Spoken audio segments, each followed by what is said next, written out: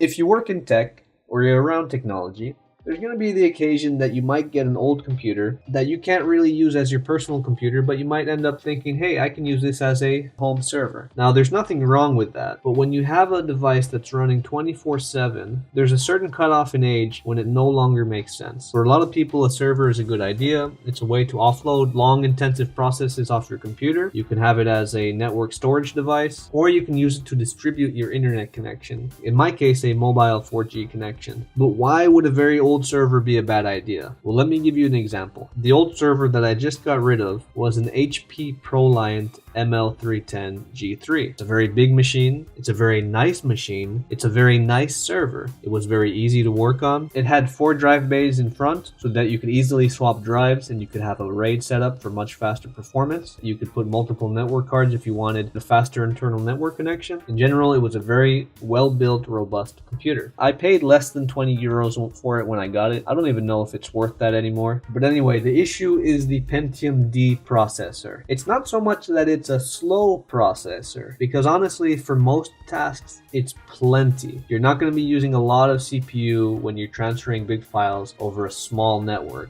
That just doesn't happen. The problem was the amount of power it uses. The processor itself uses about 130 watts. When I hooked up a power monitoring meter to it, I could tell that it was using roughly 200 watts constantly, 24/7. Now think about that. That's 200 watts over 24 hours in a day. It's about 4.8 kilowatts a day. In a month, that comes out to about 144 kilowatts. I pay about 12.5 cents a kilowatt. So in a month, if we do the math, that's about 18 euros a month. So 18 euros a month to run this server. Of course, 18 euros a month comes out to 216 euros a year. Because of this, and because I needed more power for other projects I wanted to use the server for, I went ahead and upgraded to a used desktop. Of course, with a desktop, you're going to lose some of the features like hardware-based RAID, and you might have a smaller case that might be more difficult to work with. For my needs at this moment, that was enough. So for about 200 euros, I was able to get a old desktop bundled with a Samsung 1080p screen. I ended up selling the screen for about 50 euros, and I ended up selling the internal graphics card for about another 50 euros. For my needs as a server, I didn't need the GPU. That brought the price down to 100 euros for an old desktop that I would use as a server. The i5-2310 that comes with this desktop, not the lowest power consumption you can find for a processor, but I do think it's a nice balance. Its peak usage is 95 watts,